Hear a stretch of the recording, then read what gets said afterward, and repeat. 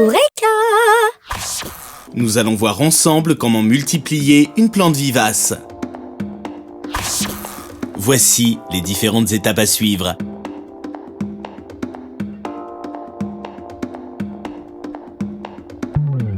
Et le matériel dont vous aurez besoin. Une fourche-bêche, des godets, un sécateur, un pulvérisateur, du terreau pour semis et un crayon. Première étape, diviser une plante vivace. Diviser une plante vivace permet de lui redonner de la tenue, d'éviter qu'elle n'envahisse trop ses voisines et de redonner de l'éclat à sa floraison. Pour extraire la touffe, cernez la plante avec la bêche à environ 20 cm des tiges et creusez une tranchée.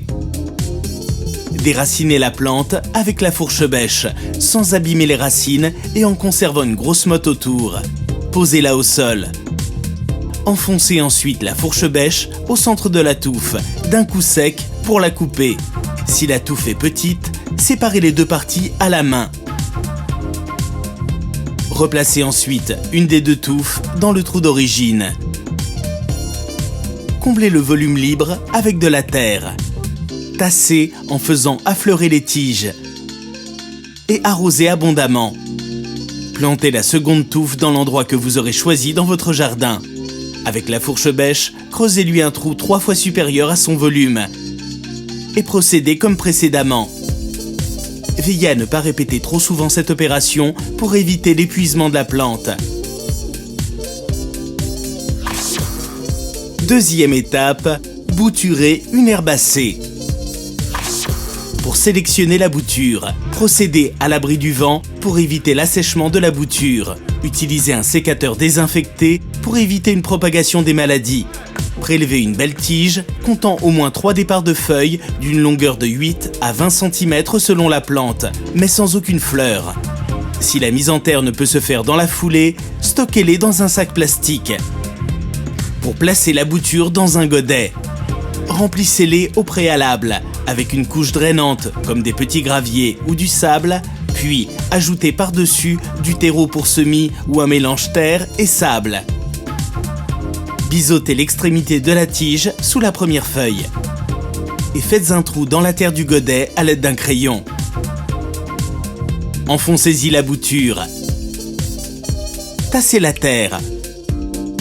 Puis arrosez avec un pulvérisateur. Mettez ensuite vos boutures à l'abri des courants d'air et du soleil, l'idéal étant sous serre. Vous pouvez aussi retourner une bouteille en plastique sur le godet ou les enfermer dans un sac plastique. Troisième étape, bouturer des feuilles. Pour récolter les feuilles, choisissez-en une bien développée. Séparez-la proprement de la plante au niveau du pétiole avec un outil affûté et désinfecté. Et laissez-la à l'air libre quelques heures pour qu'elle cicatrise. Pour les mettre en caissette, préparez un mélange de tourbe et de terreau de volume égal dans une caissette plastique ou polystyrène. Enfoncez la bouture en biais dans ce substrat en enterrant le pétiole et vaporisez régulièrement. Stockez les boutures sous atmosphère chaude et humide à l'abri du vent. Au bout de 6 à 8 semaines, de petites feuilles apparaissent à la base du pétiole. Replantez alors les jeunes plantes dans des godets individuels avant de les placer en pleine terre quelques semaines plus tard. Quatrième étape, faites des semis. Pour récolter les graines, attendez que les fruits soient secs. Coupez les tiges portant les plus beaux fruits et laissez-les sécher à l'ombre.